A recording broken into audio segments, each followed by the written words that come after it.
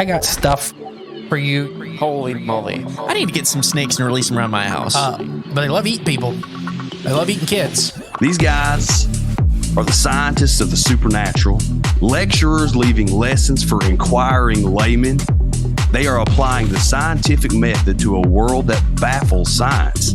They are the cryptids of the corn. Every day that you open your mouth, I know, right? I'm more convinced that you're abducted by aliens. No. And it just stood up. I mean, it just like kept going and going. And she goes, what the? These are idiots. I was laughing reading this because I already knew how you would feel. Idiot. What part of the story fits your balloon? Well, This isn't a UFO. But who else has big black wings and red eyes? Batman. Well, Mothman. Oh yeah, Mothman. Well, everyone, I think we know exactly what it is. So say it all with me. It was the sandhill crane. Would you try it? No. You wouldn't eat it? No. Why? Because they're probably toxic. There'd be a lot of poop in my pants. I've seen a 6-foot alligator go swinging through the air and slam into a tree.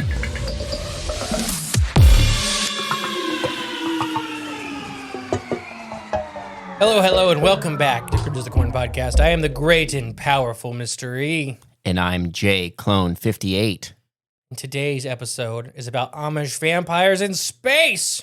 What? No, check out that book, though. I just got it in the mail. Yes. Amish Vampires in Space by a novel by Carrie Neitz. Ohio man. Yes. Okay. We're going to talk about Ol Slavey today. Huh? What?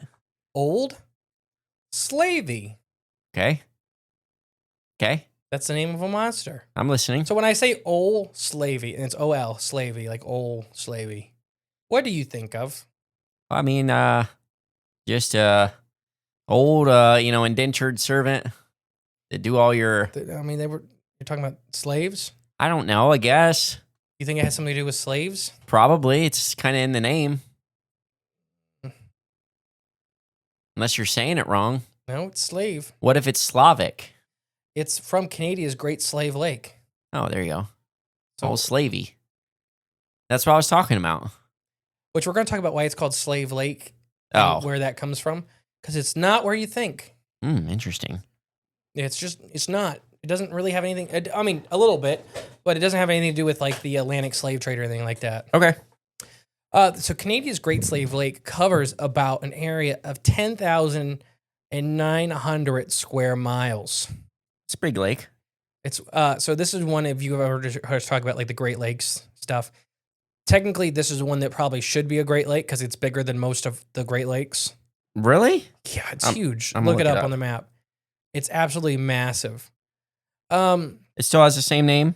Yeah. Okay. It's not like I don't think it's bigger than our Great Lakes, but it's up there. I think it's bigger than some of the Great Lakes. Oh, yeah, it's big. I see it. So it is 2,015 feet at its deepest point that we've discovered. Okay. 2,015 feet. Making it the 9th largest lake in the world and the deepest lake in North America. Yeah, that's pretty freaking big. I'm looking it up right now on the Mhm. map. It's huge. Named after the Slavey tribe in North America, Okay. which is a Native American Indian group that the Great Slave Lake, called home. The lake itself is roughly 298 miles long. So let's see, that is about twice as long as our state. Yeah.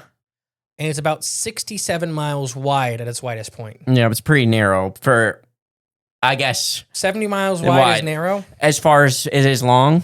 Yeah, it's gigantic. I'm looking it up. Its chief tributaries are the Hay and the Slave River, which we've talked about the Slave River a lot with some of our Canadian and Yukon and that kind of stuff like cryptids and monsters. okay. The Slave River has a unique history with monsters and weirdness. Okay.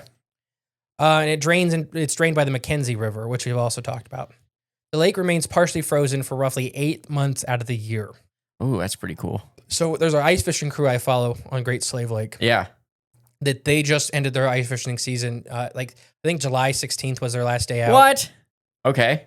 And they're like, we'll be back in October. Yeah. Gosh. It's only like 4 months out of the year they can't ice fish. That's nuts. And the guy was talking about, he's like, there's people still driving out here. I wouldn't, but he's like, the people are. Well, that's nuts. So yeah, 8 months out of the year, it has ice on it. And during the winter, the ice becomes thick enough for full semi-trailers to pass over it on man-made highways. Yep. Which you've seen that before in person. In 1771, a British fur trader named Samuel Hume explored the area and crossed the frozen lake, which he initially named Lake. Now I'm going to try to say this. Athapuscow. After the erroneous French speaker's pronunciation of Athabascans. In the 1930s, gold was discovered in the area around Great Slave Lake, and this led to the establishment of Yellowknife, the territory's capital city. Other towns around the lake included Fort Providence, the Hay River, and Fort Resolution. Cool. On July 24th of 1978, the Soviet radar ocean reconnaissance satellite named Cosmo 954, built with an onboard nuclear reactor, fell from orbit and crashed into the Great Slave Lake. Okay. That's pretty interesting. The satellite exploded on impact, causing nuclear fuel to fall all over the area. There's nuclear fuel in satellites? In this satellite, it was nuclear powered.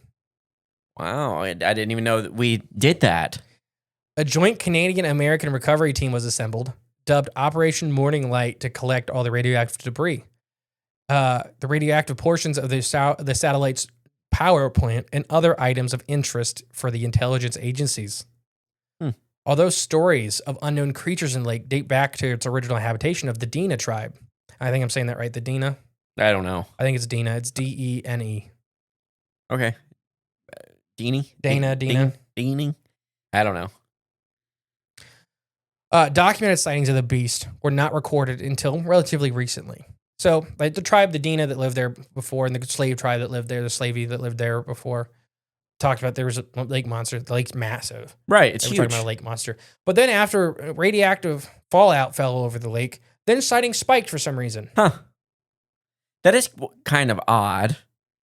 It's almost like the whole bottom of the lake where the creature maybe normally lives Yeah, has become super radioactive, so it's having to spend more time towards the surface. Two, what are the odds, though, that... Well, one, I didn't know we had radioactive satellites. I don't think the U.S. ever did. Yeah. The Soviet Union, I think, put nuclear power plants into everything because they lasted. The thinking is that they last forever, but then you have to deal with the fallout. Yeah, what happens when they come crashing down? Well, it poisons a Canadian lake. Apparently so. Not a Russian lake, so it's nothing. It's not our concern. Okay. So yeah, the beasts were not recorded relatively recent. Many people travel the lake, though not actually see the creature, report weird happenings on the lake, including their craft starting to ski and being struck with solid objects in over 300 feet of water. Okay. So you know what skiing is for a craft? It's like when it starts shooting sideways. Oh, okay. So like if your boat mysteriously, it's like something hit it from underneath. Yeah. And it's pushing your boat really far sideways. And then something in 300 feet of water just coming up and ramming the bottom of the boat. Some people even say like the whole boat got picked up and slammed down. Jeez. And this is like from the 1970s on. This is modern. Okay.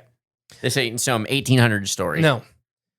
Some sightings, like Antonio Michaels, consist of appearance and sightings of large humps in the water, usually mistaken for rocks, until they get closer and they submerge back into the lake.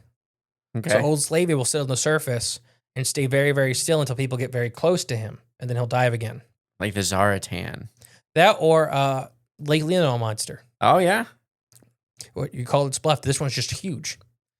Sometime in the mid-90s, during the recovery operation to locate the body of a man who had fallen through the ice, 2 of the 3 divers reportedly saw some kind of gigantic animal, which they described by one of them as having an alligator-like body with the head of a monstrous pike with hanging teeth.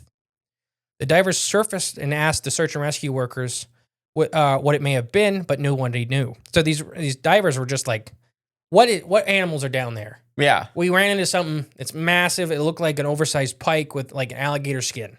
What's down there? The guys are like, there's nothing down there. I got 2 guesses. Well, both of them would probably be wrong. Okay. My 2 guesses were white sturgeon, and my other guess was alligator gar. One of those is wrong. Okay. Alligator gar. It's probably the wrong one. Yeah. Well, the alligator skin, pike. They're kind of pike-like. No, I mean, the Yeah. description's right. Yeah. They couldn't survive up there. Oh, okay. Gotcha. It's just too cold, and they are air breathers. Well, that's why it was at the surface. Duh. Well, on a lake that's frozen 8 months out of the year, Yeah, it breathes in 4 months. It just holds its breath.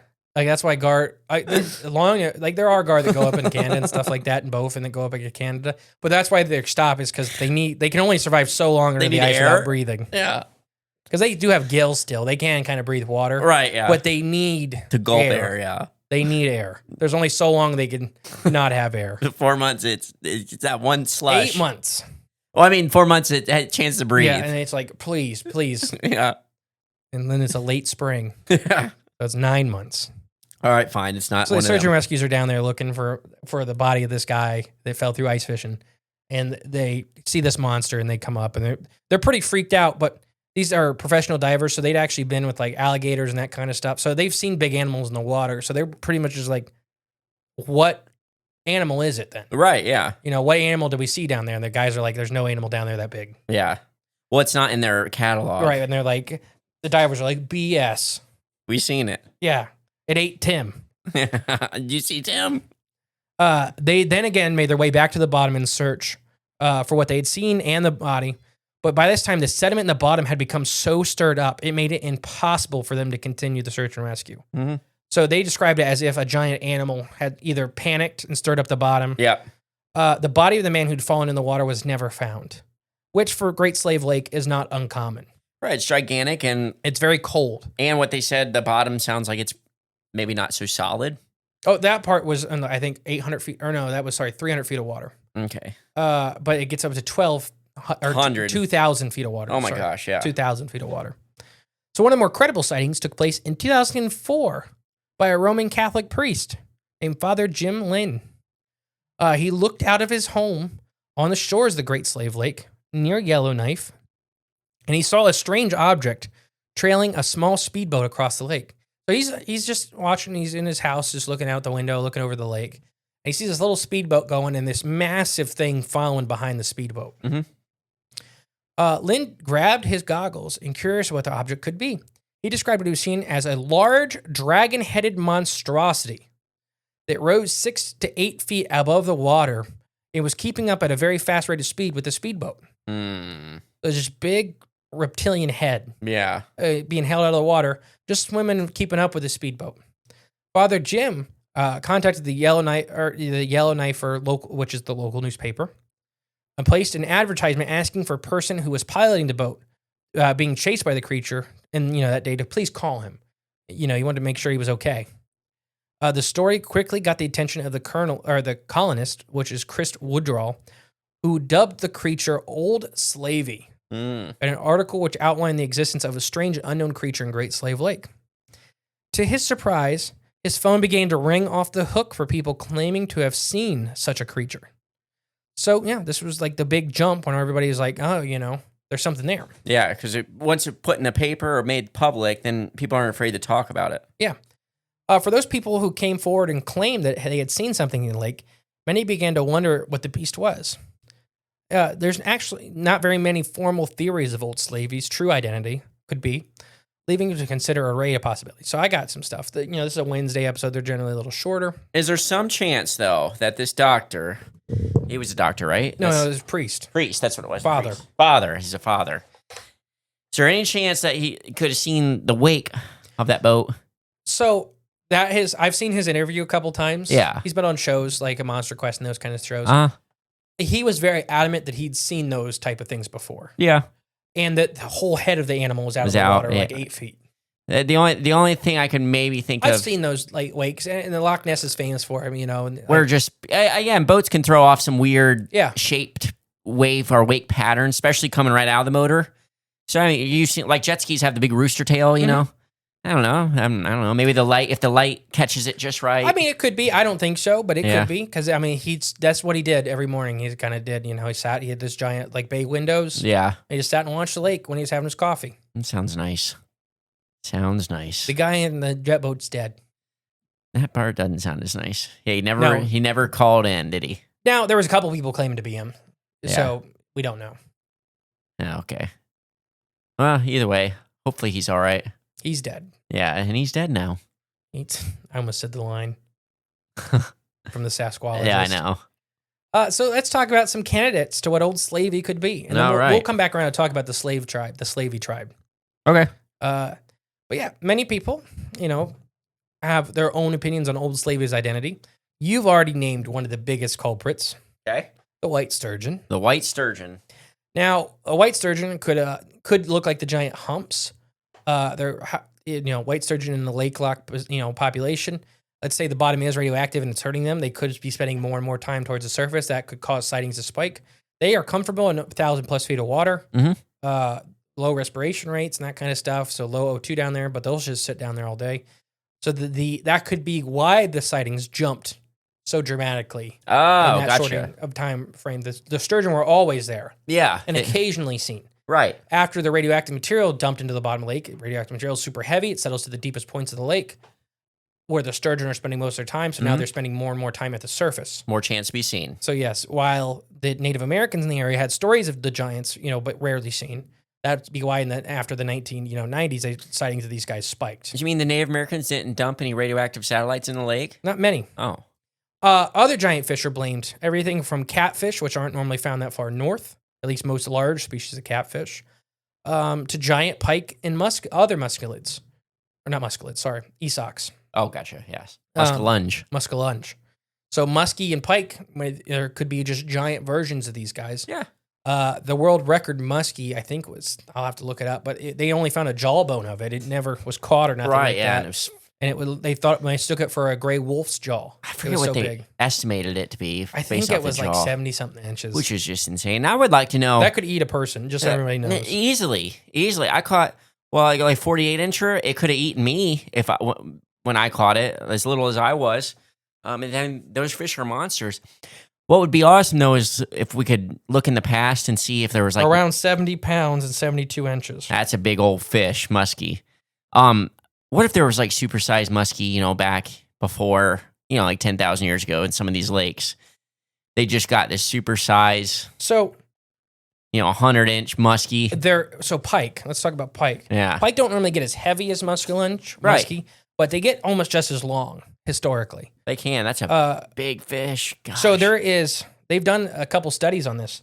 There's a lost species of pike in the northern hemisphere. Okay. The blue pike. No, that's a walleye. But no, Oh, yeah. giant pike. Where they were, I'm trying to remember, every once in a while they'd catch a pike in the UK and Russia and stuff like that and say this pike was 50 or 60 pounds. Okay. But they would call it looked like a pike, but it had some differences. So genetically, they just did a recent mitochondrial survey up there, and they found traces of another species that got bred to extinction.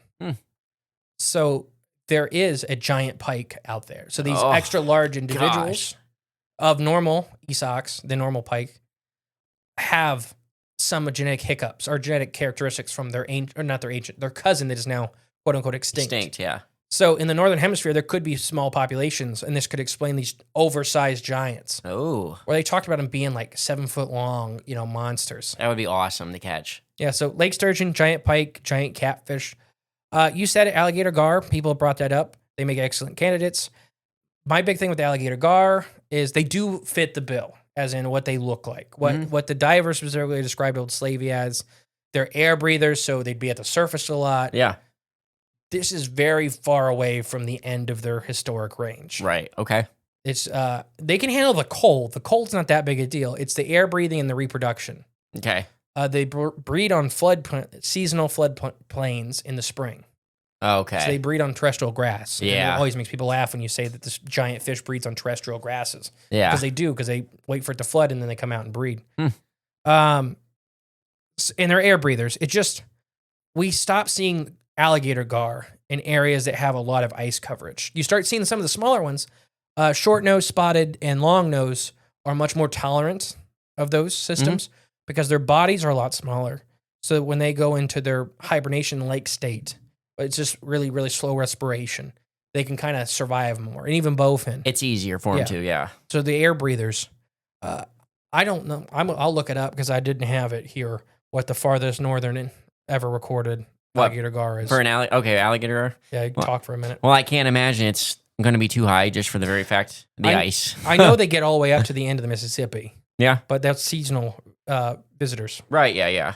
No, I think you make a pretty good case with the ice forming that they wouldn't thrive too well there. And with this lake, and it is gigantic, I will say that, it is gigantic, but it's still just like it's a lake. It's like sturgeon, they're landlocked, or they're not landlocked, they're androgynous. So yeah, this lake's pretty landlocked. Ohio Mississippi River drainages is the farthest they go.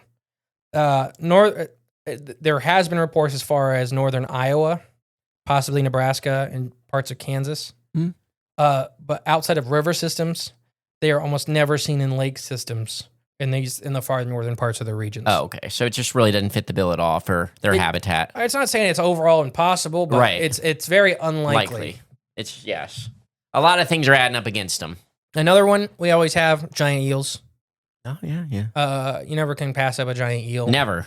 Because they can end up anywhere. Mm-hmm. They can end up anywhere and they can go anywhere. Literally, they can go wherever they want. They don't even need water. Short periods. Yeah. Another one people keep throwing out there is like what they used to say St. Cole Sam was large snake. Okay. They keep saying that it's a demon snake. It's a large snake. It's like the Lost Little People snakes. Like when we talk about the Bridgewater Triangle. Yeah. Where they have snakes as thick as stovepipes. Yeah. Don't know. That's just thrown out there a lot. I mean, what if it is a Sam cousin? I don't know if anybody noticed that slight interruption, but everything's okay. Today's been a day. Another one it could be is possibly misidentifications of known creatures. Okay. Like moose.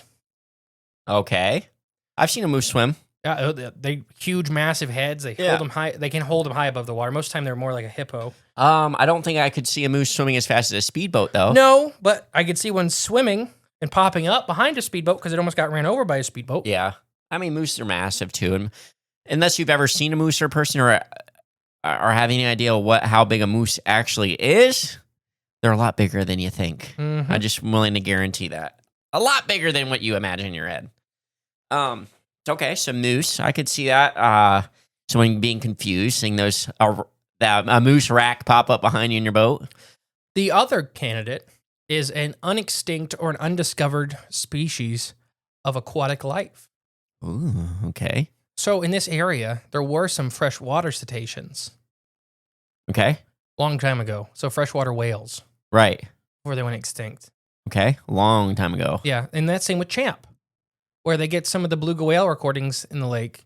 And you're like, how could a cetacean still survive in a lake that's heavily traveled? Yeah. I don't have a good answer for it. I do know that the recordings have been analyzed heavily, and the closest thing they are is a beluga whale. There has been freshwater versions of beluga whale fossils found in the area. So there's always that chance that this is a small group. I mean, there's not a lot of people that live by Great Slave Lake. No. Beluga or cetaceans in general are highly intelligent animals. Yeah, so I don't know. And for anyone that is, this Great Slave Lake is like halfway to 3/4 of the way up Alberta. It's on the top. It's Yeah. on the top of the world. It's like it's not quite to the Arctic Circle, but it's right up to Does it. it touch the Arctic Circle? It's close. I looked at it on the map. It's close. It's not quite up to it, but it is right up to it. So yeah, it's up there in a very remote. I'll say it's a remote part of Canada, but that's about 99% of Canada is remote parts of Canada. Oh, it's not even in Alberta. It's in the Northwest Territory. Oh, that's not Alberta? No, it's above Alberta. Oh, it's above Alberta. Oh, I thought that was in the whole territory. No, that's the Northwest Territory, which is like Oh gosh. not even the Yukon. It's next to the Yukon. Okay. So yeah, it's parallel to the Yukon. right. It's beside it. You're yeah. right beside the Yukon. Yep. So it's where they still see mammoths and stuff like that. Yes. So if there's any Ice Age holdovers. I mean, the Yukon Great Beaver Eater too, Ooh. which is a giant. I mean, it's in the kids' book, Yeah. but a giant semi-aquatic monstrosity. Oh, you know what? I was looking at Lesser Lake. Slave Lake. Yeah. So that one's in Alberta. Okay, now I'm looking Great at Great Slave Lake, and it is about 10 times as massive as what I was looking at before. Mm-hmm. Oh my gosh. Yeah, it's huge. There's Yellowknife. But yeah, so moose eat a lot of vegetation. They're aquatic animals. They almost get their entire diet in some parts of the year in aquatic vegetation. They're great swimmers. Other one is some people have suggested there are obviously rivers and systems that connect it to the ocean, but it's a long way around. Just random sea life. Canada and Alaska. I can't remember where it is. There is a lake. I think it's in Alaska that has a population of inland seals. Oh, all right. Where there's only 2 places in the world where there's freshwater seals. Okay. I think it's Alaska and Russia, and they're separate. But like Loch Ness will have seals get in every once in a while. Yeah. Seals aren't they have to be in salt water, but they can go into freshwater for short periods of time. And they can end up anywhere, like the elephant seal. They can end up anywhere. South America. There's always a chance that every once in a while a seal gets up in here and causes some sightings. But yeah. Yeah, I could see that. So, I mean, there's not really, there's no physical evidence that suggests and identify large creatures living there, but there's not been a lot of work put in because it's on the top of the world. Yeah, it's way up there. So some of the sightings, we already mentioned some of them. The moonlit night where Antonio Michael and his wife were returning home after a caribou hunt across the lake. Antonio saw what appeared to be an extremely large rock formation sticking up out of the water. He started to navigate around it. As he passed the rock formation, it slowly sunk below the surface. Waves from the large rocks rocked his boat. So that's literally Lake Leelanau. No, but he's describing this as like a rock stack, like a monster, like a mountain. Oh, okay. So now we're Zaratan territory. Yeah, that's more Zaratan. Okay. So maybe this is the home of baby Zaratan. Zaratan. Well, as I'm looking on the map, it's right below, what is that, Great Bear Lake? Yeah, that's one of the biggest lakes in the world. Yeah, they're 2 massive ones.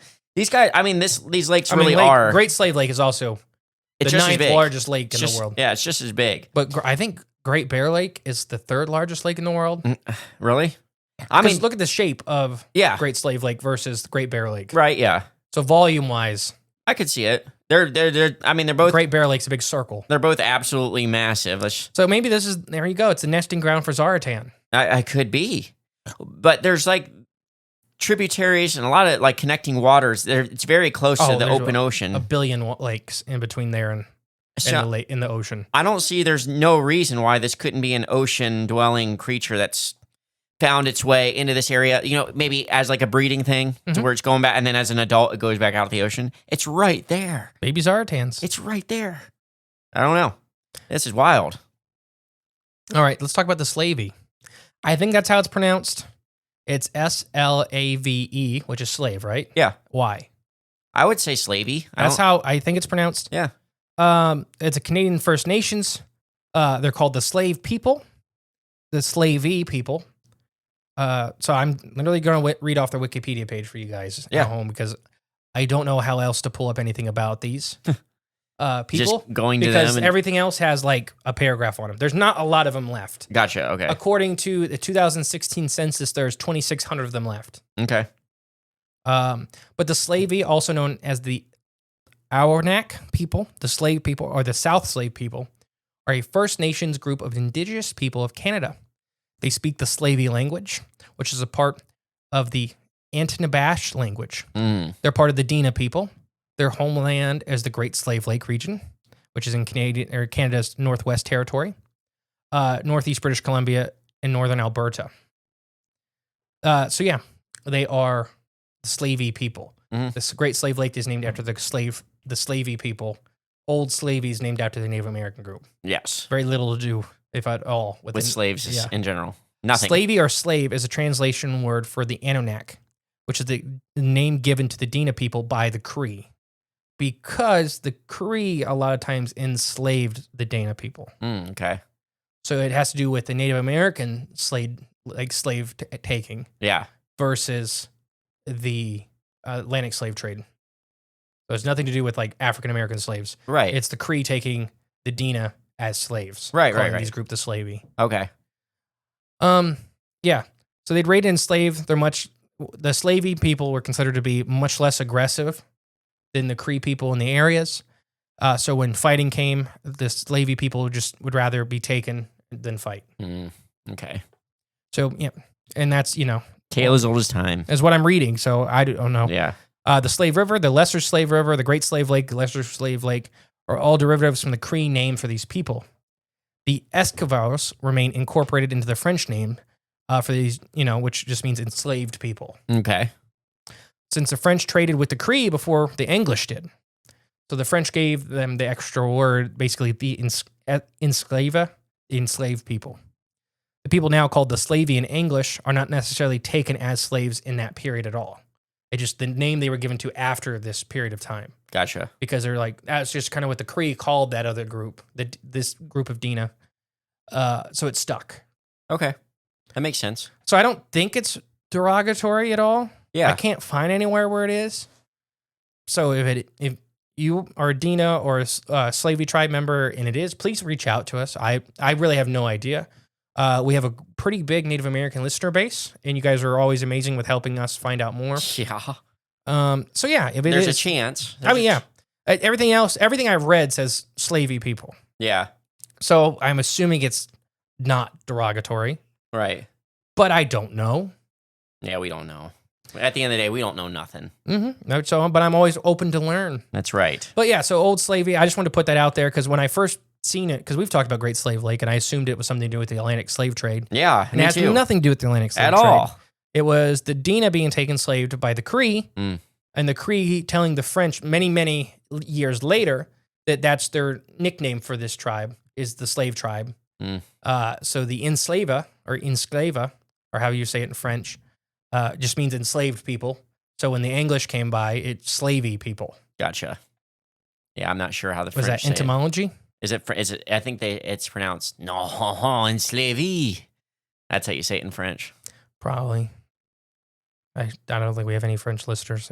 Not anymore. We haven't picked on them in a long time. We've run them all off. We did. As they should be. If anybody didn't know, that was early in the podcast. So yeah, there's you go, Old Slavey. There's not much to them. I do like the breeding ground for the Zaratan. Yeah, we might have figured something out. What if it's bloop grounds? Which is the same thing. Oh, it could be. Yeah, very well could be. I mean, it's 2,000 feet deep. Yeah. Oh, that's the great thing about it. Much like the Loch Ness episode we did. Mm-hmm. I didn't know how deep or how big Loch Ness actually was. And this lake, 2,000 feet. I don't know if anyone knows. How many? So it doesn't say how many square miles. I'm just curious. You keep talking for a minute. Well, I mean, just look on the map, Great Slave Lake, and just see how big and massive it is. It literally is the size of like Lake Erie. It's just as big. I think it's bigger. Actually, it does look bigger. It definitely looks bigger than Ontario. Is that what that one is? I'm doing Lake Michigan because it's one of the bigger ones. Okay, it's bigger than Lake Erie and Ontario, not combined. It's just bigger. Lake Michigan's 22,000 square miles. Yeah. I'm doing Great Slave Lake. Okay.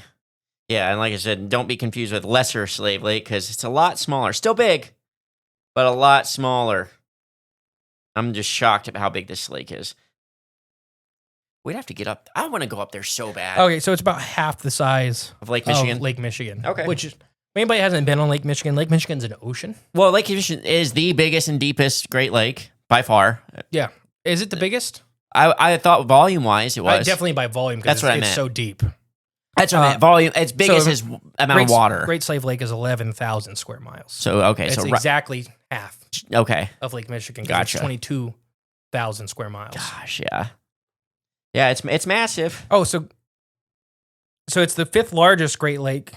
And so according to this, Great Slave Lake is the fifth largest of the Great Lakes in North America. Wow. And the 10th largest in the world. Wow, yeah. So the other thing I had is the 9th. If a monster is going to survive anywhere, and let's say a lake monster is going to survive anywhere in the world or just exist, this I would imagine would be a great candidate lake. Not as much people, a gigantic space. I'm sure the water's cleaner there than it is anywhere here, any of our lakes. I don't know, because the radioactive nuclear satellite that fell from the Russians. Well, I guess even with that involved, it's still cleaner than. That's why everybody was seeing it, because it was dying on the surface. Yeah, flopping around. Like, ah! Well, that would call some attention to it, yes. Put it down. Put it down! Not Old Slavey. Don't put Old Slavey down. There you go. Old Slavey t-shirts coming out soon. Yeah, don't put him down. Don't put him down. All right, I've been the Great and Powerful Mystery. And I've been Jay. We'll catch you next week, guys. Bye. Hey guys, thank you for listening to Cryptids the Corn podcast. Remember, the best way to support the show is share it with a friend. But if you are craving more of the J clones and more from Mr. E, there's always extra content on Patreon and our paid member space on cryptidsofthecorn.com. We'll catch you next time with more exciting, fun, and informative information. Bye. Just in hindsight, in second thought, after pondering over it for about 10 seconds, I think that t-shirt may be a problematic one. There won't be any Old Slavey t-shirt. Yes, we were going to pass on it. Maybe just the picture with no name or no text we could get away with. But I think adding the text, don't put him down. Old Slavey, don't put him down. It's not going to go well. So, yeah, you will not find that on our store. Bye. Bye.